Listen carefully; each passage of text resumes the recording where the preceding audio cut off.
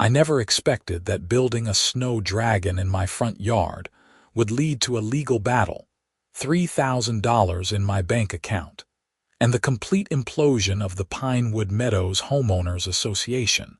But here we are. It started on a Tuesday morning in mid-December when I woke up to find nearly 2 feet of fresh powder covering everything in our neighborhood just outside Boulder, Colorado. I'm Frank Anderson, a 34-year-old freelance graphic designer who works from home, which means I have way too much time on my hands when inspiration strikes. That morning, looking out at the pristine white landscape, I didn't see a pain in the neck to shovel. I saw possibility. I'd been sculpting snow since I was a kid growing up in Minnesota. My dad taught me how to pack and carve, how to use spray bottles to create ice layers for strength, how to build armatures out of chicken wire for bigger projects. It was our thing every winter, and after he passed away 3 years ago, I kept doing it as a way to feel connected to him. Most years I'd make a decent snowman, maybe a small castle. But this year, with this much perfect packing snow, I wanted to go big. By noon, I'd sketched out my design and started hauling snow into a massive pile in my front yard. My wife Sarah had left 2 days earlier to visit her sister in Phoenix for a week, so I had nobody to tell me I was being ridiculous. That's probably why I decided to build a 15-foot-long dragon with spread wings, an arched neck, and a tail that curled around toward the sidewalk. For 3 days, I barely slept. I worked through the nights with a headlamp, carving scales into the body, shaping the fierce face with its open mouth and detailed teeth, crafting the massive wings with individual feather-like segments. I used my graphic design skills to plan out the proportions, ensuring everything looked anatomically plausible. Neighbors walking by would stop and watch, taking pictures. Kids begged their parents to let them stay and see the dragon man work. By Friday afternoon, it was complete, and I have to admit, it was probably the best thing I'd ever made. The dragon looked like it was about to take flight right off my lawn.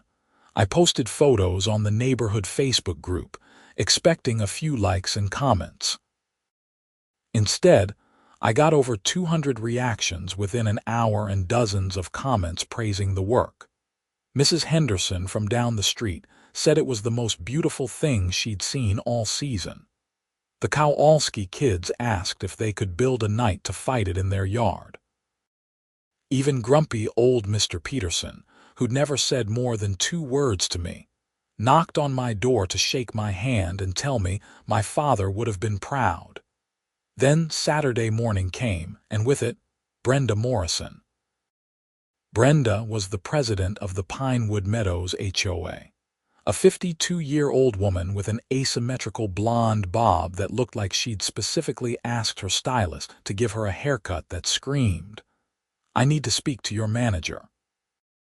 She wore a cream-colored pantsuit, despite the freezing temperature, and carried a leather-bound folder that I would soon learn contained copies of every single HOA regulation ever written for our neighborhood. She marched up my driveway at 8 in the morning, her heels clicking against the cleared pavement, and knocked on my door with the kind of aggressive urgency usually reserved for police raids. "Mr. Anderson," she said the moment I opened the door, not bothering with pleasantries. "I'm here about the unauthorized structure on your property." I blinked sleep from my eyes. "I'm sorry, what?" "The snow sculpture. It's in violation of multiple HOA regulations." She opened her folder and pulled out a printed document covered in highlighted sections. Section 4.7 clearly states that no decorative lawn ornaments exceeding 6 feet in height may be displayed without prior written approval from the HOA board. Section 8.2 prohibits any structures that obstruct sightlines for vehicular traffic. Section 12.1 requires that all holiday decorations maintain aesthetic consistency with the neighborhood's upscale character. It's a snow sculpture, I said, still processing the fact that this was really happening. It'll melt in like a week. Temporary or not, it's currently in violation. I'm going to need you to remove it by Monday at 5 p.m., or the HOA will be forced to issue fines of $100 per day until compliance is achieved. I felt my jaw clench.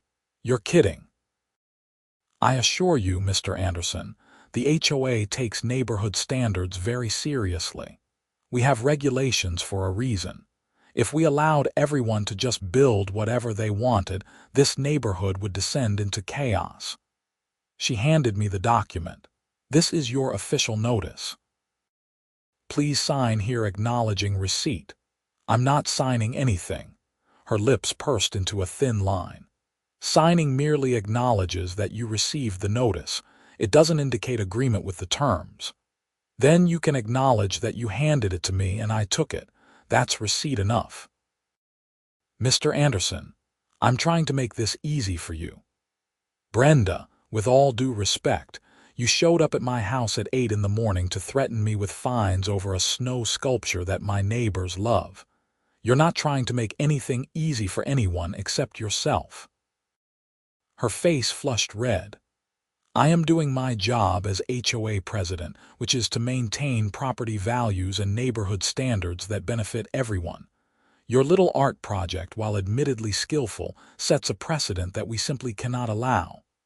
A precedent for what? Joy, community spirit. Actually enjoying where we live, a precedent for ignoring established rules. She snapped her folder shut. Monday, 5 p.m. Good day, Mr. Anderson. She turned and walked back down my driveway, nearly slipping on a patch of ice and catching herself on my mailbox, before regaining her composure and continuing to her silver Lexus. I stood there in my doorway, cold air pouring in, holding a document that threatened to fine me $100 a day for building a snow dragon with my own hands on my own property, using natural materials that would cease to exist as soon as the temperature rose above freezing for any sustained period. I called Sarah in Phoenix. They're doing what? She asked after I explained the situation, threatening to fine me $100 a day if I don't destroy it.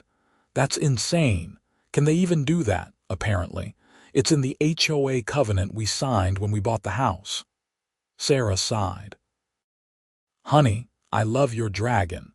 The pictures you sent are amazing. But is this really the hill you want to die on? It's just a snow sculpture. It's not about the sculpture, Sarah. It's about them thinking they can control every single aspect of how we live. Next thing you know, they'll be regulating what color curtains we can have or how many seconds our Christmas lights can stay on. Some HOAs do regulate that stuff, which is exactly my point. I looked out at the dragon, its wings spread wide, its face fierce and beautiful. Dad and I used to talk about people like this. People so miserable with their own lives that they need to control everyone around them to feel important. I'm not giving in. Okay, Sarah said, and I could hear both support and resignation in her voice. But maybe talk to a lawyer before you commit to anything crazy. I promised I would, but I already knew what I was going to do. I wasn't removing the dragon. If they wanted to fine me, they could try. I'd fight them on every single dollar. The neighborhood Facebook group exploded over the weekend. Someone had apparently witnessed Brenda's visit and posted about it, and suddenly, everyone had an opinion. Most people were on my side, sharing photos of the dragon and talking about how it had brought joy to the community. But there were a few who sided with the HOA, arguing that rules were rules, and that exceptions for one person meant exceptions for everyone. Brenda posted an official HOA statement Saturday night. The board regrets that enforcement actions have become necessary regarding a property standards violation on Maple Drive. While we appreciate creativity and seasonal spirit, we must maintain the regulations that preserve our community's character and property values. All residents agreed to these standards upon purchase of their homes. I responded simply, "The dragon stays." By Sunday, local news had picked up the story. A reporter named Jennifer Chang from Channel 9 News knocked on my door that afternoon, camera crew in tow. "Mr. Anderson, I'm Jennifer Chang from Channel 9. Would you be willing to talk to us about your conflict with the HOA?" I invited them in and gave an interview in my front yard with the dragon looming behind me. I explained my history with snow sculpting, talked about my father, and made it clear that I believed the HOA was overstepping reasonable bounds of authority. "Property standards are important," I said to the camera, "but so is the ability to enjoy your home and share harmless art with your community. This dragon isn't hurting anyone. It's not offensive, it's not dangerous, and it's not permanent. This is about a power trip, plain and simple." The segment aired that evening. By Monday morning, the story had gone viral. National outlets were picking it up. Good Morning America wanted to do a remote interview. My phone wouldn't stop buzzing with notifications. Monday at noon, I got a certified letter from the HOA's lawyer, a man named Richard Winters from a firm called Winters and Associates. The letter reiterated the demand to remove the sculpture and added that if I didn't comply, they would seek a court injunction and hold me liable for all legal fees incurred. I called a lawyer that afternoon. Her name was Patricia Gaines, and she specialized in property law and HOA disputes. She agreed to see me that same day. Patricia's office was in downtown Boulder, a cozy space filled with law books and photos of mountain landscapes. She was in her early 50s with gray-streaked hair and sharp, intelligent eyes. "I saw your story on the news," she said as I sat down. "That's quite a dragon. Thanks. Can they actually fine me for it?"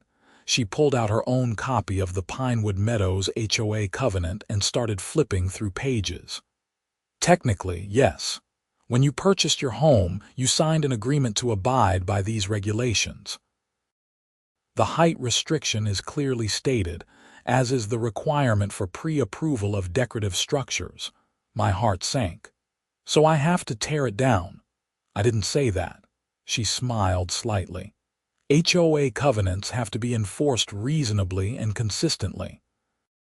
"Have they enforced these particular regulations against other residents? Do other people in your neighborhood have decorations or structures that violate the 6-foot height limit? The Johnsons have a basketball hoop that's got to be 10 feet tall. Is it visible from the street?" "Yeah, it's right in their driveway."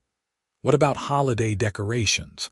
Anyone have tall inflatable Santas or anything like that?" I thought about it. "The Martins have one of those 12-foot inflatable snow globes on their lawn right now." Patricia made notes. "This is good.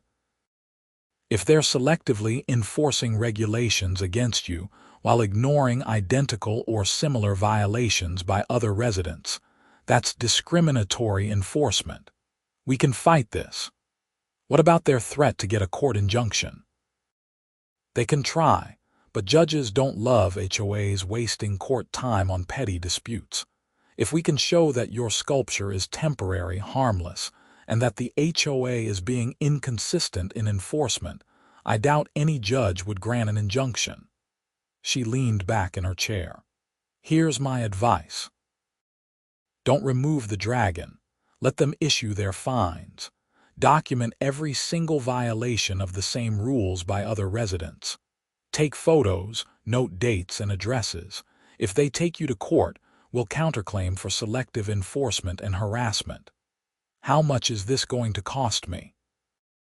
"My retainer is $2,000.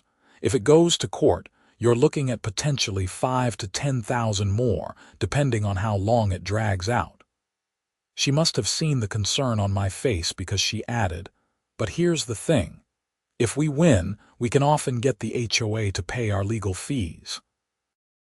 These covenants usually have clauses that allow for fee recovery by the prevailing party. I thought about my savings account, thought about the principle of the thing, thought about my dad and how he'd always stood up to bullies, no matter the cost. "Let's do it," I said. I paid the retainer and left her office with a plan. For the next 3 days, I drove through Pinewood Meadows with my phone, documenting every single violation of HOA regulations I could find. Basketball hoops, tall decorations, lawn ornaments that exceeded 6 feet, fences that didn't match the approved styles, paint colors that weren't on the official palette. I found 47 violations in a neighborhood of just over 200 homes. The basketball hoop thing was big. At least 15 houses had them, all over 6 feet, all visible from the street, none of which had ever received notices or fines from the HOA. Wednesday morning, I received my first official fine notice. $100 for Monday's violation, another $100 for Tuesday, another for Wednesday. Patricia advised me not to pay them. Thursday, Channel 9 did a follow-up story. Jennifer Chang interviewed several of my neighbors, most of whom expressed support for the dragon and frustration with the HOA. Mrs. Henderson went on camera and said, "This neighborhood used to feel like a community. Now it feels like living under a microscope with Brenda and her friends watching our every move." The Kowalski kids had indeed built a knight in their front yard to fight the dragon. It was crude but enthusiastic, and I loved it. Brenda sent them a notice too, demanding they remove their sculpture. That was a mistake. Sending HOA violation notices to an 8-year-old and a 10-year-old for building a snowman with a cardboard sword played about as well as you'd expect on social media. By Friday, there were protesters outside the next HOA board meeting. About 30 people from the neighborhood showed up with signs that said things like, "Let the dragon stay," and "Art is not a violation." I attended the meeting with Patricia at my side. The meeting was held in the community center, a bland room with folding chairs and fluorescent lights. Brenda sat at a table at the front with the other 4 board members. Tom Hendricks, a retired accountant who always looked vaguely nervous. Susan Kim, a real estate agent with a permanent smile. Marcus Webb, a software engineer who barely spoke. And Catherine Prescott, a yoga instructor who seemed deeply uncomfortable with the whole situation. Brenda called the meeting to order and immediately addressed the snow sculpture situation. "The board has received numerous communications regarding our enforcement action against Mr. Anderson's unauthorized structure," she said, reading from prepared notes. "While we understand that some residents find the sculpture aesthetically pleasing, we cannot allow selective exemptions from our regulations. Doing so would undermine the entire covenant system." "With respect, Madam President," Patricia said, standing up, "your board has already been selectively exempting violations for years. I have documented 47 current violations of the same regulations you're trying to enforce against my client." She handed over a thick folder of photos and addresses. Brenda's face went pale as she flipped through them. "These are different situations," Brenda said. "How so?" "Basketball hoops are standard home recreational equipment, which violate your own height restrictions, as do inflatable holiday decorations which you've never cited, as do several other tall structures on various properties. You're selectively enforcing against Mr. Anderson because his sculpture drew media attention and you felt embarrassed. That's not true." "Then explain why the Kowalski children received a violation notice for their snow sculpture, but the Martins have had a 12-foot inflatable decoration up for 3 weeks without any enforcement action." The room erupted in murmurs and side conversations. Several people started asking questions at once. Brenda banged a gavel and demanded order. "This meeting is not a forum for debate about specific enforcement decisions," she said. "Actually," said Marcus Webb, speaking for the first time, "I think maybe it should be." "Brenda, I didn't know we were sending notices to kids for building snowmen. That seems excessive. It's not a snowman. It's an 8-foot structure that violates the same regulation Mr. Anderson violated." "It's made of snow and a cardboard sword," Catherine Prescott said. "Come on, Brenda. This is getting out of hand. Are you suggesting we just ignore our own regulations?" "I'm suggesting we use common sense," Marcus said. "These are temporary snow sculptures. They'll be gone in 2 weeks when it warms up. Why are we dying on this hill?" "Because if we don't enforce our regulations consistently, they become meaningless." "But we're not enforcing them consistently," Susan Kim said quietly. "This lawyer just showed us 47 examples of that." The meeting devolved into chaos. Board members argued with each other. Residents shouted questions and opinions. Brenda tried to maintain control but was clearly losing the room. Finally, after 20 minutes of dysfunction, Tom Hendricks made a motion to table the discussion until the next meeting so the board could review the documentation Patricia had provided. The motion passed 3-2 with Brenda and Susan voting against. As we left, Brenda cornered me in the parking lot. "You're destroying this neighborhood," she hissed. "I built a snow sculpture, Brenda. You're the one who turned it into a war. This isn't over." "I agree. See you in court if it comes to that." The weekend was quiet. Sarah came home from Phoenix, saw the dragon and the fines and the whole media circus, and just shook her head with a mixture of exasperation and affection. "You really don't do anything halfway, do you?" she said. "Learned from the best," I replied, thinking of my dad. Monday brought an unexpected development. I received a phone call from Susan Kim, the real estate agent on the HOA board. "Mr. Anderson, I hope you don't mind me calling directly. I got your number from the resident directory." "Is this an official HOA call?" "No, it's personal. I wanted to apologize for how this has been handled. I've been on the board for 2 years and I've watched Brenda become increasingly rigid about enforcement. The truth is, she's facing a lot of pressure." "What kind of pressure?" "Our property values have been declining slightly over the past year. Nothing dramatic, but enough that some residents have been complaining." Brenda became convinced that stricter enforcement of covenant standards would help reverse the trend. She's been pushing for more aggressive action on violations for months. "That doesn't justify targeting me." "I know. You're right. I'm not calling to defend her. I'm calling because I think there might be a way to resolve this that works for everyone." I waited. "Your snow sculpture is genuinely beautiful. It's gotten incredible media attention, all positive for our neighborhood. Several people have told me they're specifically driving through Pinewood Meadows to see it. That's the kind of publicity that actually helps property values." "Okay." The HOA is hosting its annual holiday party this Saturday. It's usually a pretty boring potluck dinner, but this year we wanted to do something special. We were planning to have some basic decorations, maybe a Santa, nothing exciting. "But what if instead we commissioned you to create snow sculptures for the event? We'd pay you, of course, and in exchange we'd drop all the fines and enforcement actions against you." I was silent for a long moment. "Does Brenda know you're offering this?" "Not yet. But if you agree, I'll bring it to the board as a proposal. I think Marcus and Catherine will support it, which gives us a majority. Brenda won't like it, but she'll be outvoted." "How much are you offering?" "What's your rate?" I had no idea. I'd never been paid for snow sculpting before. "For how many sculptures?" "Let's say 3 or 4 pieces, varying sizes, set up around the community center.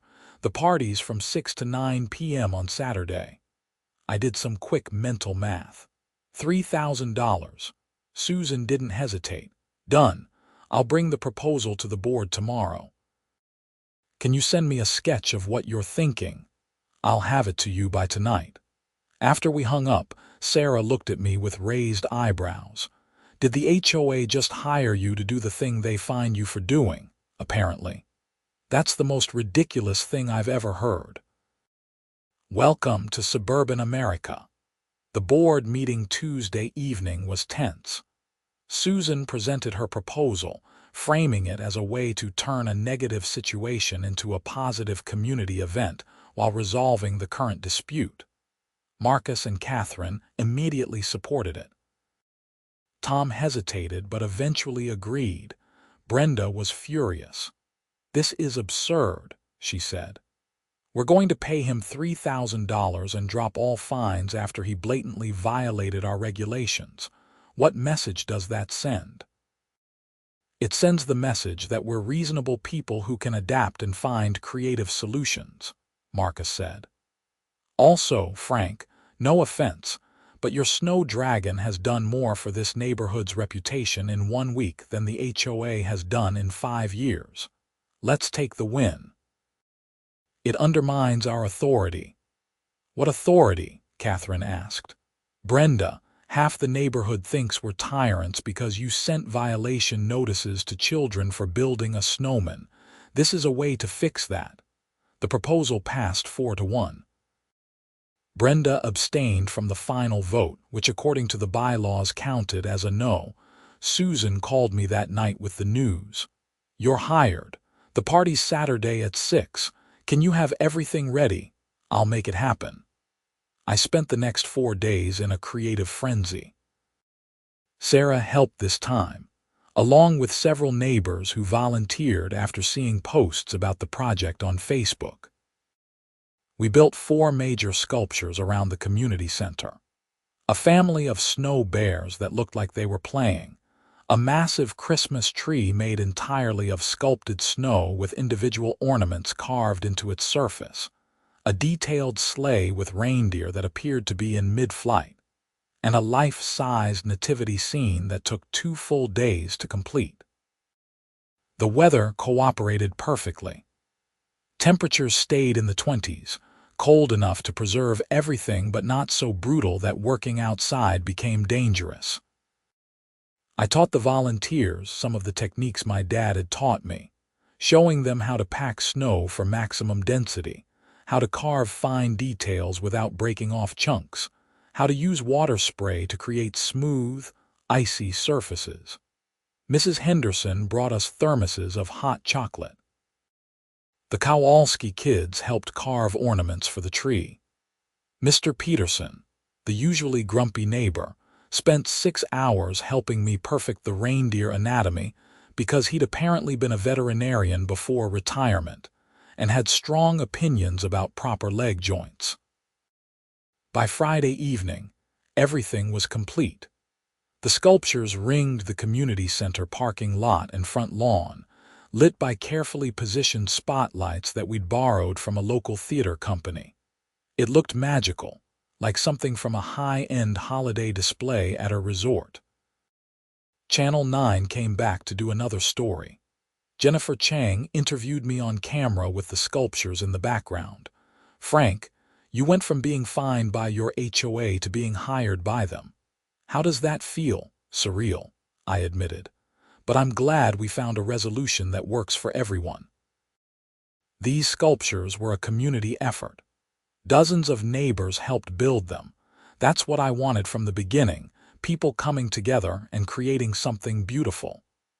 Has this experience changed how you feel about your HOA? I chose my words carefully. I think it's shown that HOAs work best when they're flexible and responsive to residents, rather than rigidly enforcing rules for the sake of enforcement. I hope this can be a turning point for how Pinewood Meadows operates going forward. Saturday arrived cold and clear.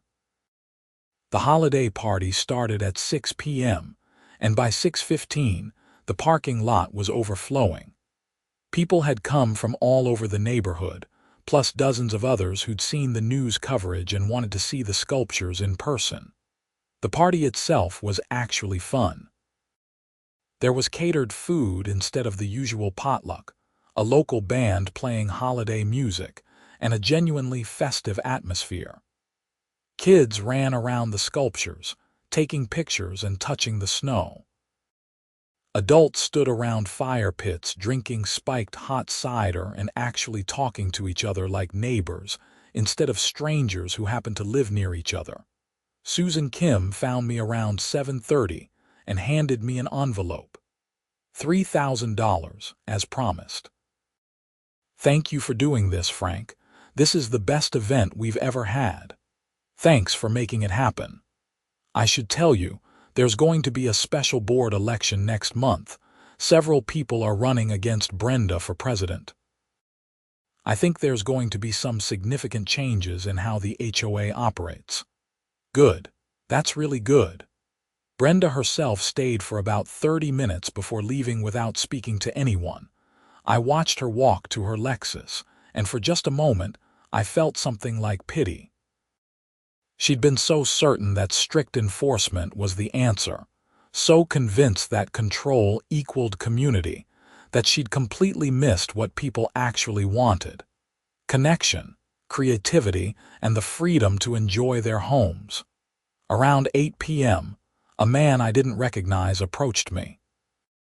He was in his 60s, wearing an expensive-looking wool coat and a kind smile. "Frank Anderson, that's me.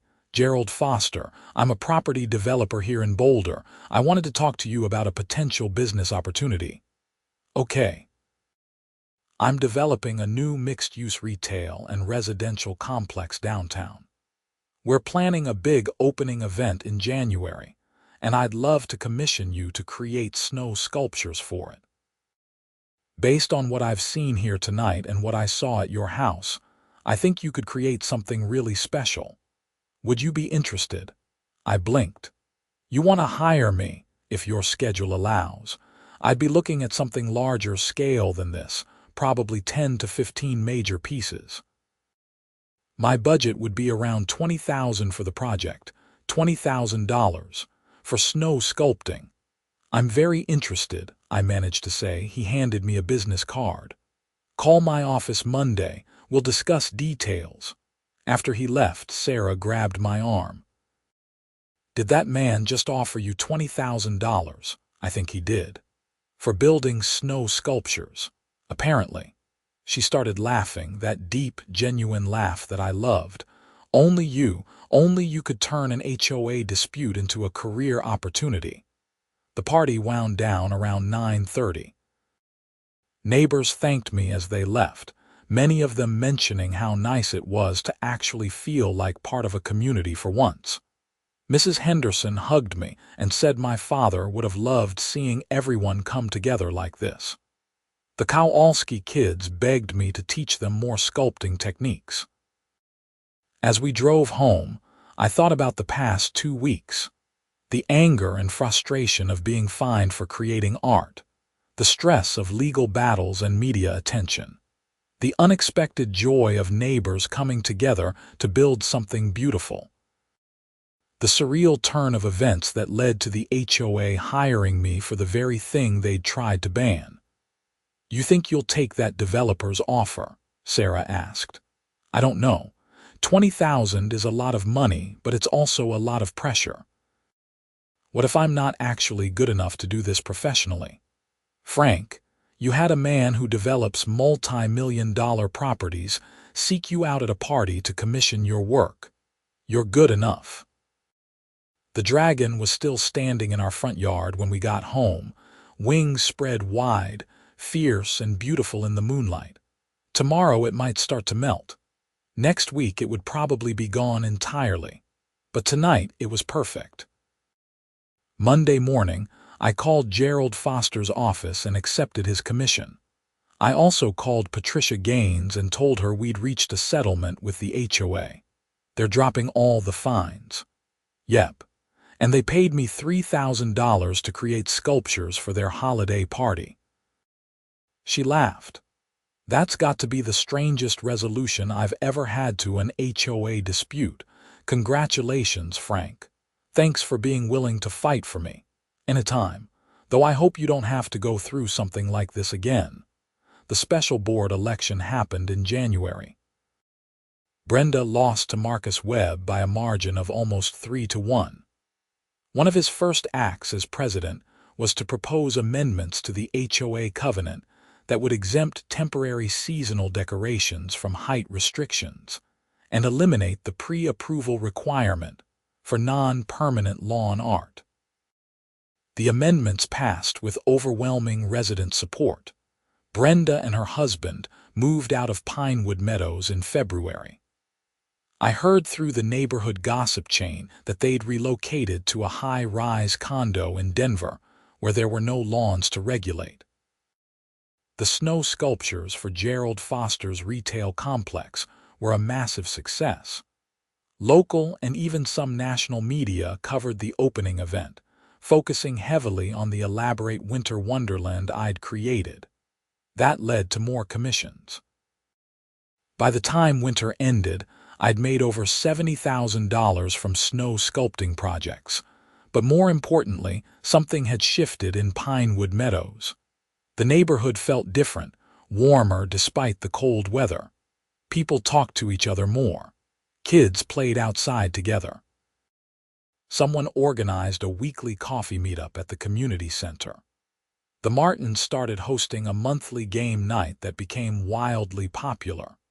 Marcus Webb proved to be an excellent HOA president, focused on facilitating community rather than enforcing compliance.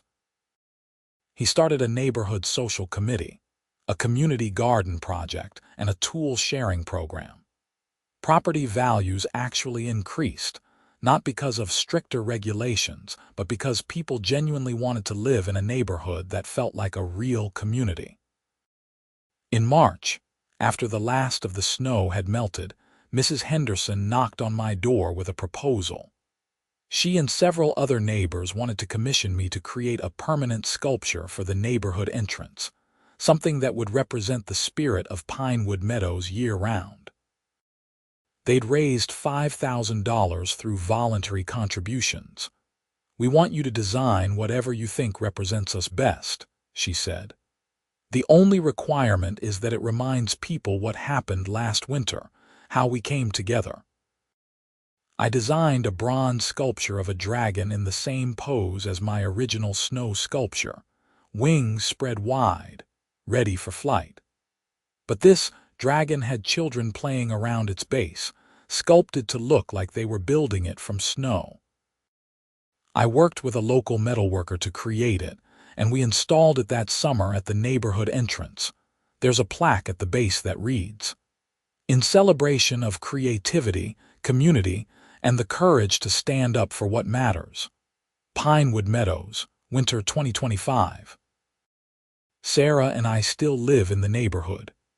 Every winter, I build at least one elaborate snow sculpture in our front yard. Sometimes it's a dragon, sometimes it's something else. Whatever it is, kids from all over Boulder come to see it, and neighbors stop by to watch me work and share hot chocolate and talk about their lives. I turned snow sculpting into a legitimate business. During winter, I travel around Colorado and neighboring states, creating custom sculptures for corporate events, private parties, and public displays. During the warmer months, I'm back to freelance graphic design. It's a strange career, but it's mine, and I love it. The whole experience taught me something important about communities and rules, and the people who enforce them. Regulations exist to serve people, not the other way around. When rules become more important than the humans they're supposed to protect, something has gone fundamentally wrong. Good communities are built on flexibility, understanding, and a shared commitment to making life better for everyone, not on rigid enforcement of arbitrary standards. Brenda Morrison wasn't evil. She was scared. Scared that property values would fall, that the neighborhood would decline, that her little domain of control would slip away. She thought that tightening her grip would solve everything, but control isn't the same as leadership. Real leadership means trusting people, giving them space to be creative and human, and understanding that sometimes the best thing you can do is step back and let community happen organically. I think about my dad sometimes, about what he'd say about all of this. He'd probably laugh at the absurdity of being fined for a snow dragon and then hired to make more. But he'd also be proud that I stood up for what mattered, that I didn't back down when someone tried to bully me into compliance with unreasonable demands.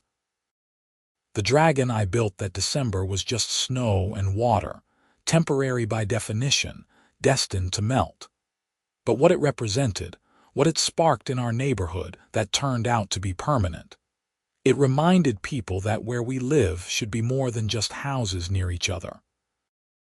It should be a community, a place where creativity is celebrated rather than regulated, where neighbors know each other's names and actually care about each other's lives. Last winter, the Kowalski kids, now a year older and more skilled, built an entire snow village in their front yard with houses and shops and tiny snow people. The Martins created a massive snow octopus with 8 detailed tentacles reaching across their lawn. Mr. Peterson sculpted a life-sized horse so anatomically perfect that a local veterinary school asked to photograph it for educational purposes, and nobody sent them violation notices. Nobody threatened fines. Because the rules had changed, and more importantly, the people enforcing them had changed. That's the real story, I think. Not that an HOA fined me and then hired me, though that's the headline-grabbing part. The real story is that a community remembered what it was supposed to be. That people stood up and said no to petty tyranny and yes to creativity and connection. That fear and control lost, and trust and flexibility won. I still get interview requests sometimes, especially around the holidays when someone rediscovers the story and writes a "Where are they now?" piece. I always say the same thing. The dragon was never really about me. It was about a neighborhood finding its soul again. This past December, Marcus Webb asked if I'd be willing to teach a community snow sculpting class for kids. We held it over 3 Saturdays in the community center parking lot, and over 40 kids showed up. I taught them the same techniques my father taught me, watching them discover the joy of creating something beautiful from nothing but frozen water and imagination. On the last day of class, we had a showcase where parents and neighbors came to see what the kids had made. There were snow animals, castles, abstract sculptures, faces, flowers, and one particularly ambitious attempt at the Millennium Falcon from Star Wars that didn't quite work structurally, but showed incredible creativity. As I watched those kids showing off their work, proud and excited and covered in snow, I thought about how different things could have been. If I'd backed down and destroyed my dragon, if Brenda had won, we'd never have had this moment. Those kids might never have discovered this art form. Our neighborhood might still be a collection of isolated houses where people followed rules to avoid fines rather than a community where people knew and cared about each other. One small act of creative defiance, one snow dragon, had changed everything. Sarah's pregnant now. We're expecting a boy in May.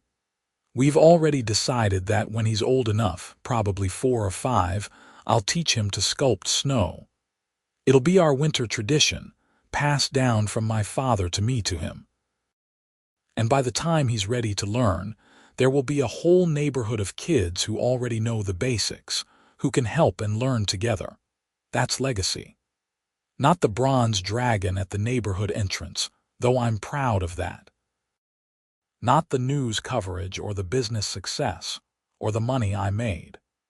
The legacy is this: a community that values creativity, that stands up to unreasonable authority, that gives people space to be human and make beautiful things just for the joy of it. Every time I drive past that bronze sculpture at the neighborhood entrance, I smile. The dragon's wings are spread wide, ready for flight, and the children playing around its base look happy and free.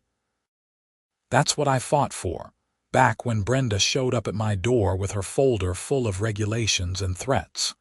The freedom to create, to share joy, to build community in unconventional ways. And you know what? We won. Not just me, but everyone in Pinewood Meadows who was tired of being told what they couldn't do instead of being encouraged to explore what they could do. We took back our neighborhood from fear and made it into something better. The irony of the HOA hiring me to make snow sculptures after trying to fine me for making a snow sculpture will never stop being funny. But the deeper truth is more meaningful. Even broken systems can change when enough people demand it. Even rigid institutions can become flexible when confronted with the human need for creativity and connection. I'm grateful it happened, honestly. Grateful for the conflict, the stress, the media circus, all of it. Because it forced a reckoning that was long overdue, and on the other side of that reckoning, we found something worth keeping. Last week, I ran into Susan Kim at the grocery store. She's no longer on the HOA board, having stepped down to focus on her real estate business, but we've stayed friendly. "You know what the best part is?" she said as we talked in the produce section. "Home sales in Pinewood Meadows are up 20% year over year. People specifically mention the community atmosphere in their purchase decisions. All those strict regulations Brenda thought would protect property values, turns out flexibility and actual community spirit work way better. Has anyone heard from her? I think she's happy in her condo. Probably for the best, probably. Some people are wired for control and can't function without it. I hope Brenda found peace, whatever that looks like for her. She wasn't a villain, just someone who'd forgotten that rules should serve people, not the other way around. As for me, I'm exactly where I want to be. Living in a neighborhood I love, doing work that fulfills me, married to a woman who supports my creative chaos, and expecting a son who'll grow up in a community that values art and connection, and the courage to stand up for what matters. All because I built a dragon in my front yard and refused to tear it down when someone with a clipboard told me to. Sometimes the most important battles are the ones that seem ridiculous from the outside. Sometimes standing your ground over something as temporary as a snow sculpture means standing up for something permanent. The right to be human in all its creative, messy, beautiful glory. The dragon melted in January, as snow dragons do. But what it started is still here, still growing, still reminding us that communities are built by people brave enough to create beauty and fight for the freedom to share it. That's the whole story. An HOA demanded I remove snow sculptures, then hired me to make some for their holiday party. But between those 2 points was a transformation, a neighborhood finding its heart again, and a reminder that sometimes the most important thing you can do is build something beautiful and refuse to let small-minded fear destroy it.